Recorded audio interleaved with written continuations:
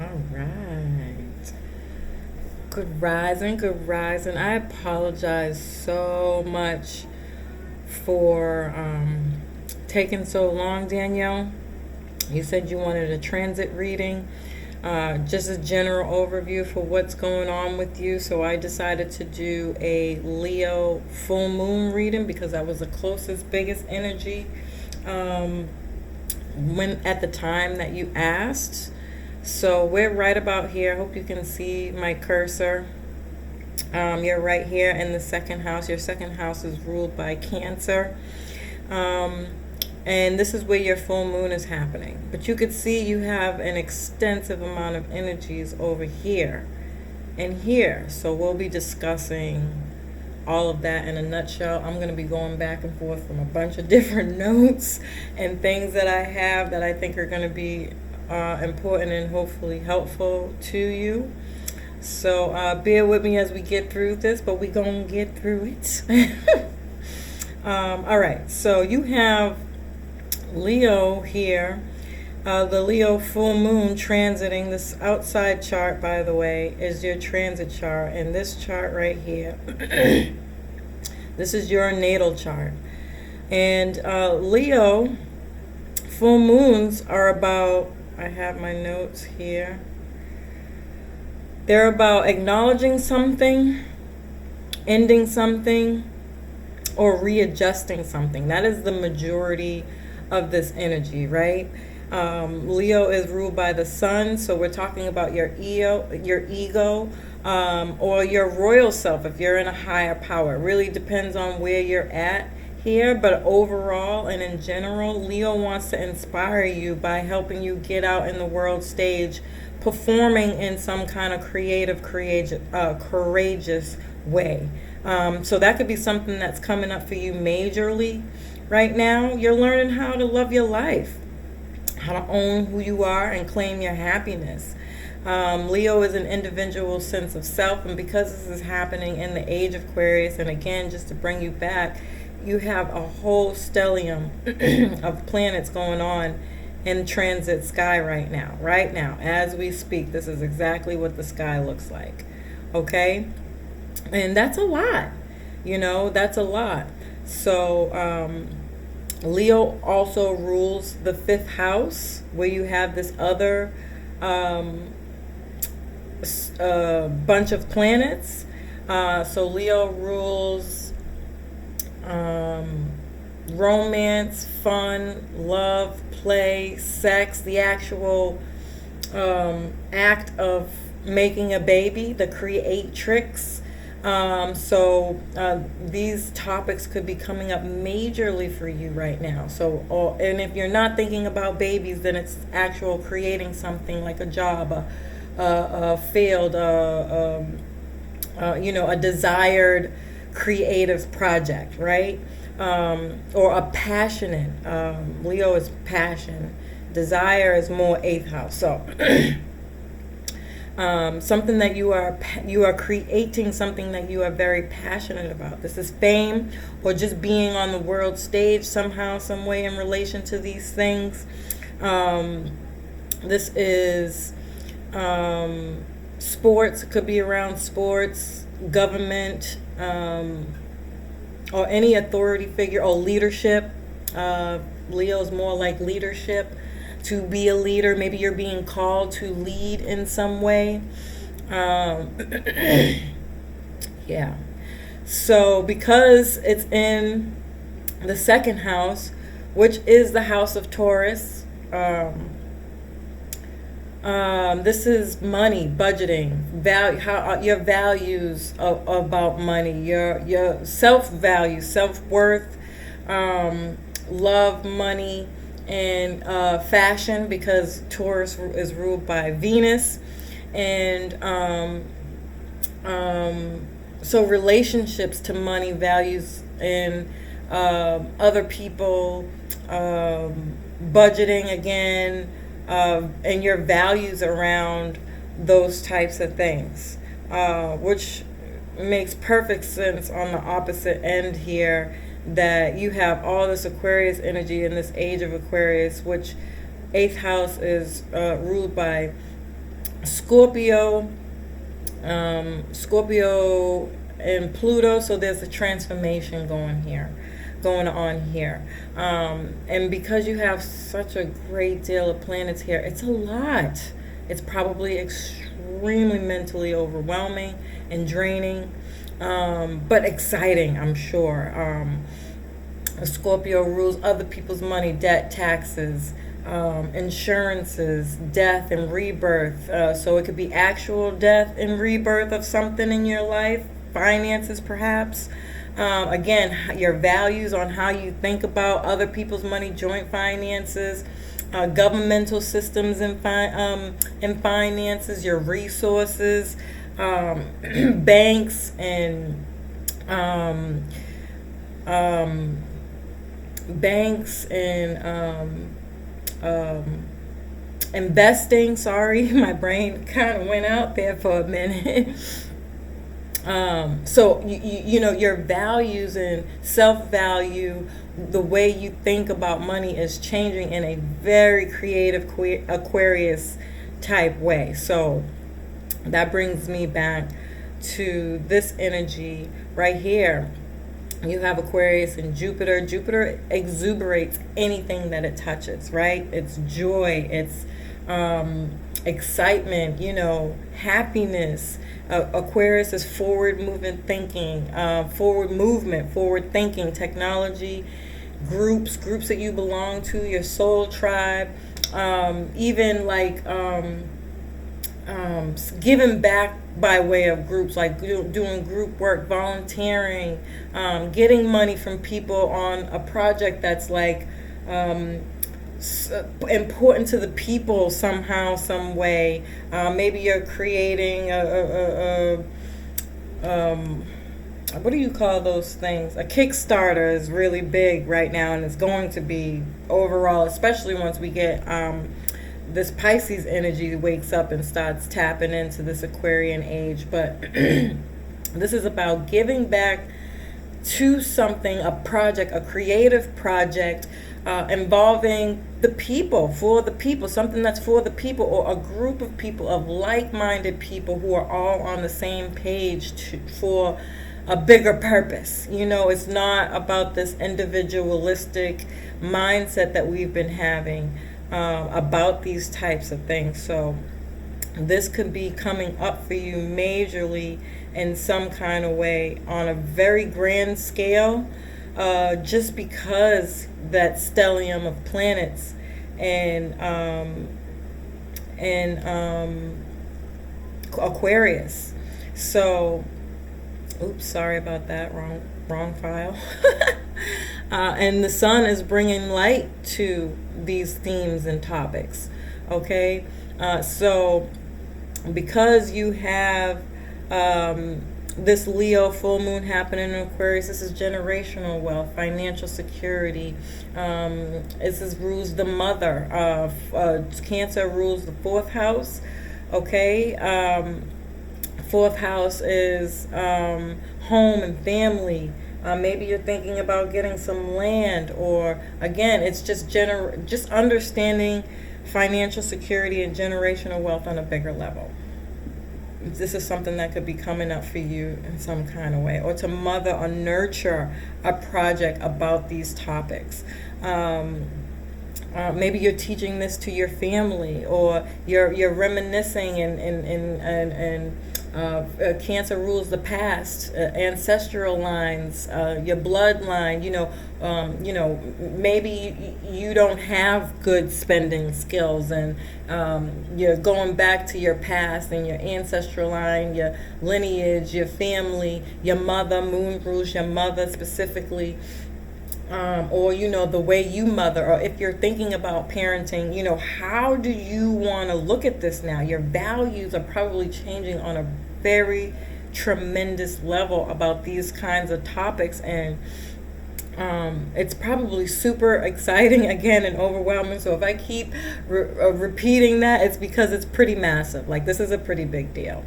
And then you have all that Leo energy in the fifth house which is ruled by Libra. Oh, so you want fairness, you want justice here. You want equality, you want give and take. You're tired of suffering somehow. That Libra Aries axis is hard because Libras give. They can be so submissive and understanding to the point of forgetting about themselves, right? So you could be doing some self-evaluation about, am I giving too much in a situation? Whether it's all those things that I named about Leo: love, romance, fun, play, children, your sex life, your creative projects. Is there balance there? You're seeking balance in this area of life. Maybe you've been in detriment to your work for a good cause, right? However, it's bogging you down some way, somehow, and probably making you feel really sad, and just like not knowing what to do, or how to transform that. You have Pluto, Mercury, and Mars here, so you're activated, you're motivated, and speaking about this.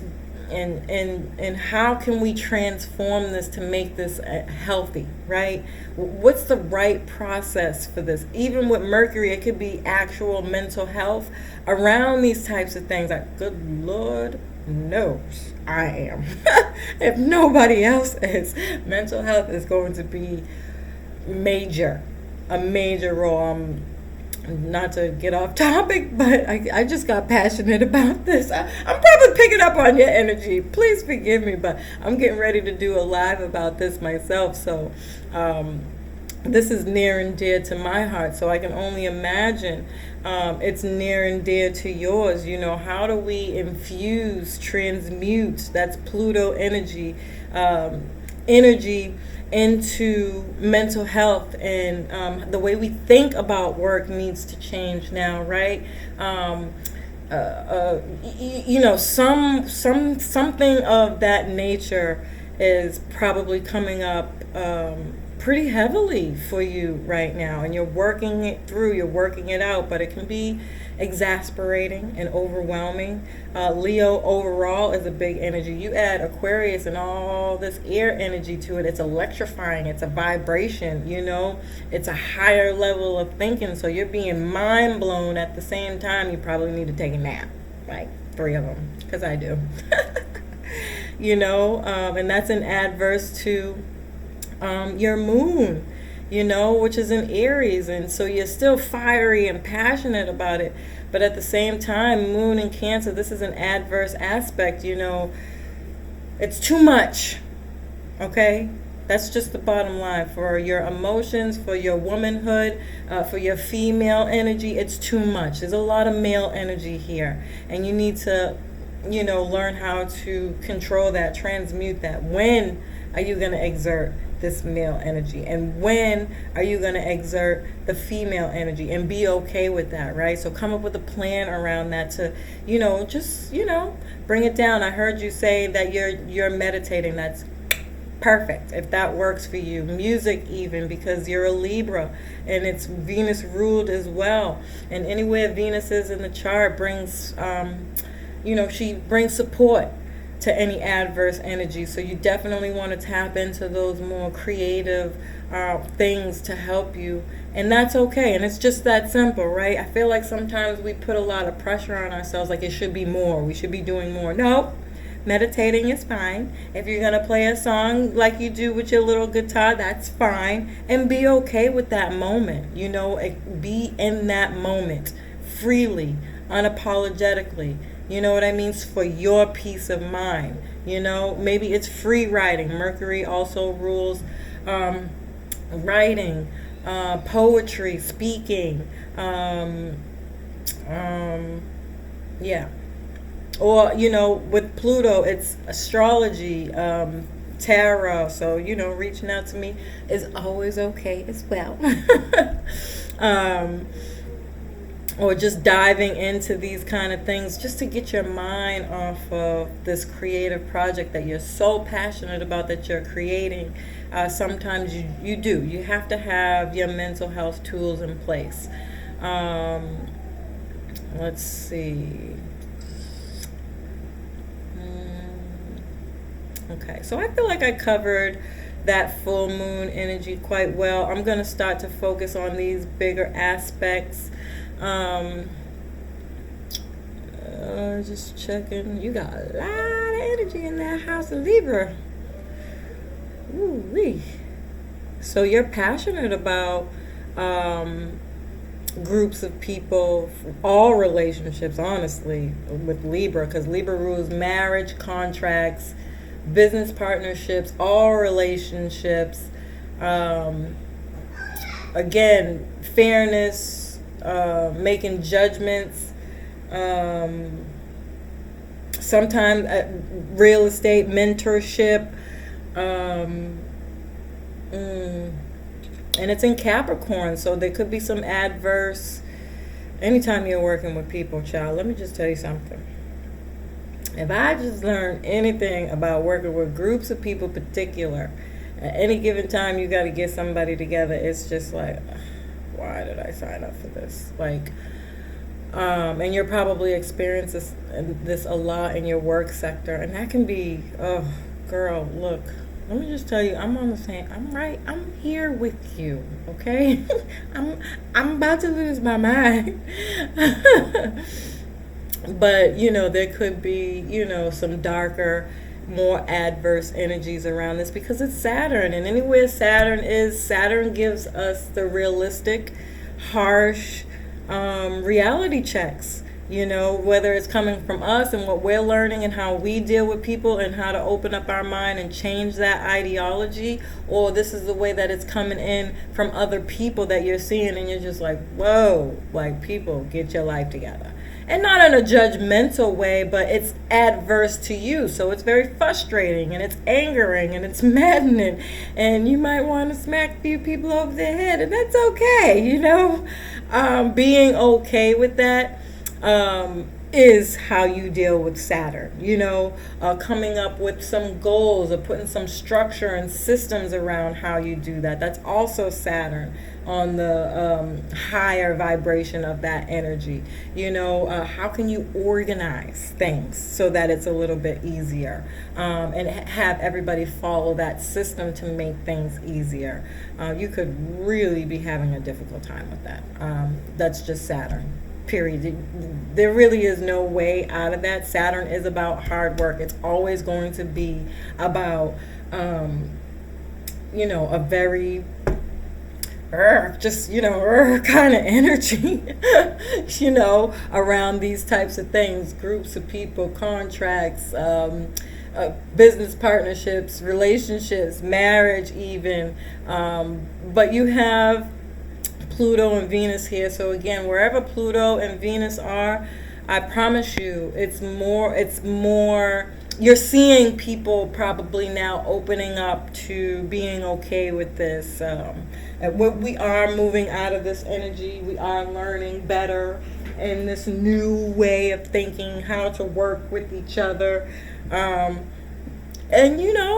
not being afraid of letting go of somebody enough to open up space for somebody new to come in, right? If somebody's not on the same page, timeline, give yourself a timeline. Okay, we gave this person this many tries, they didn't seem to be as flexible or maybe having the time to do these types of things, so we're going to give them one last try and say, hey, we're feeling like things aren't working out on this end.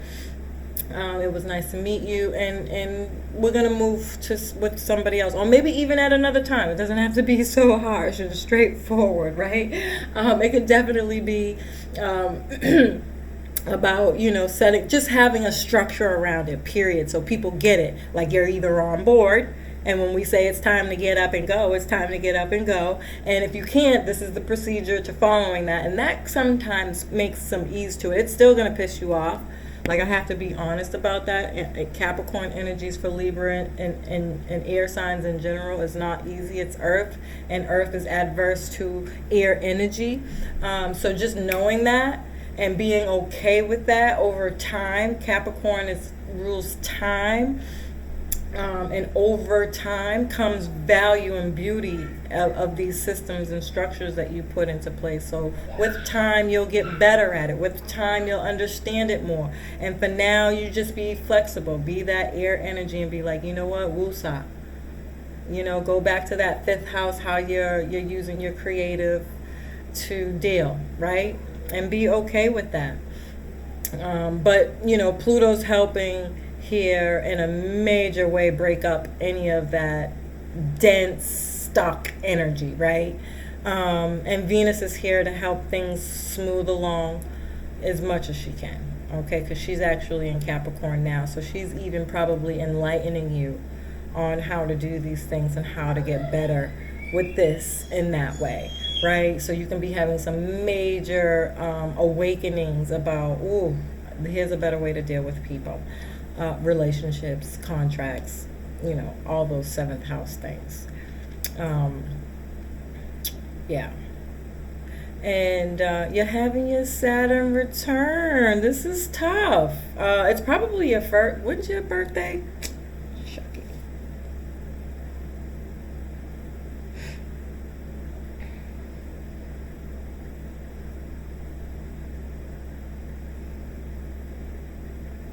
I'm sorry, I'm trying to find your chart. Oh, not you was born in 91.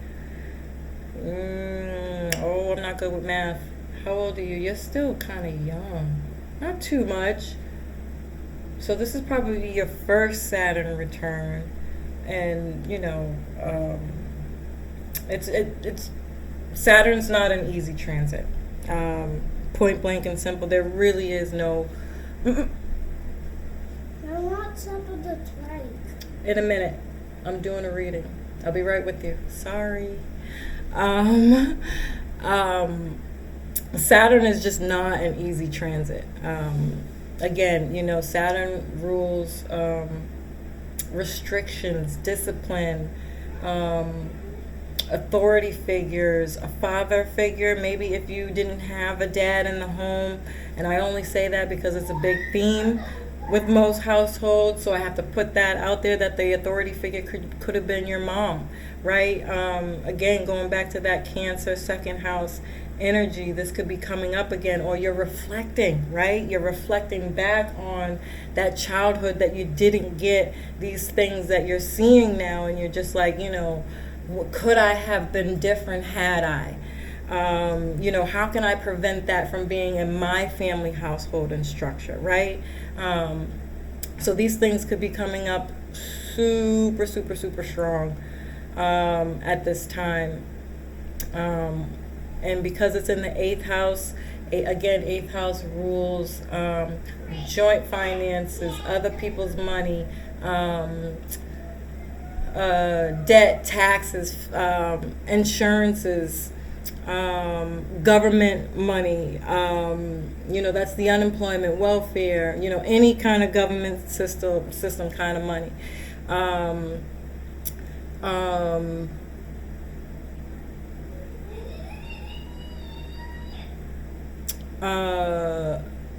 The psychology of money, the psychology of what makes people tick, and all the parapsychology. So that's astrology, palmistry, numerology, tarot, psychics, all that, right, is ruled in this house.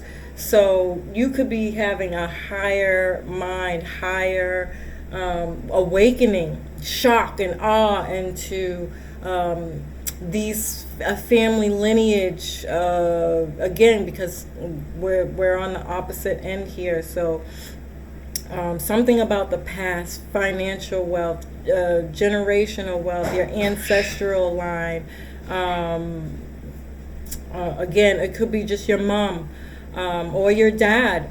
What you learned from them, what you didn't learn from them, or you have a lot of debt, taxes, again, issues with this, right? Because Taurus rules, budgeting, your values of money, self-value, self-worth, your side hustles, your how, like your second job, like how many ways are you going to make money? This could also be your natural resources, banking. There could have been just a massive mess around these topics with Saturn being here. Not to mention, Saturn is the ancient ruler of Aquarius, so you're being hit with Saturn double time here. This can be some very dark stuff here. I'm just gonna be honest and be straightforward with you. This is not an easy transit. The 8th house isn't an easy transit. And then you have Neptune here in Capricorn, and I'm only including that in this, even though I'm now talking about the 8th house, is because Neptune is connected to this stellium of planets, right? And Neptune can be a very difficult transit. So I say all that to say, you're learning a lot. You have learned a lot because remember, this is a full moon, and we've already did a year of Capricorn. So you've matured somehow, some way. You've gained some wisdom somehow, some way. And now you're just in this Aquarian energy, getting real innovative, and you're like, no more Libra, right? This Libra house energy, no more. I'm not going to let those same whatever negative things that you may have experienced, whether you're still fixing them or not, because sometimes these things take time, especially with Saturn being the ruler of time. You are learning how to get through them better. You're learning better money values. You're learning better money tools. You're learning about generational wealth, so that maybe you want to have a family if you don't. You know what I mean? Or just help your family in general, and families in general. These things could be coming up. New innovative ways to deal with these, very creative, outside of the box thinking, just completely disturbing the peace of the old order, what was not working, all those systems and structures that have oppressed us in some kind of way. It's bringing light here, and you've woken up, and you're now on this journey to bringing justice and peace to these ideas, thoughts, and things. So, yeah.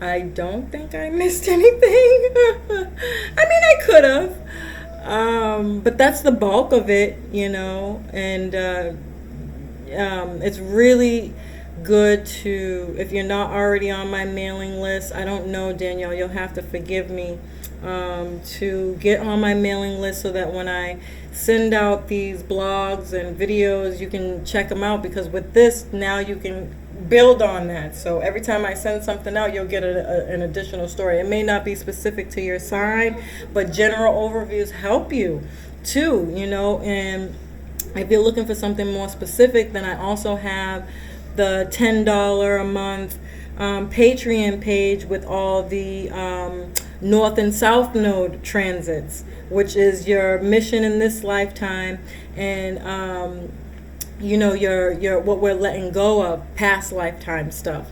So that's always super helpful. Yeah. So that's where I'm at with that. I hope this was helpful. Yeah. You know the drill. Leave a review. Something that you don't mind me posting, please, preferably. And if not, that's okay too. Just let me know. It was a pleasure doing your reading. Peace.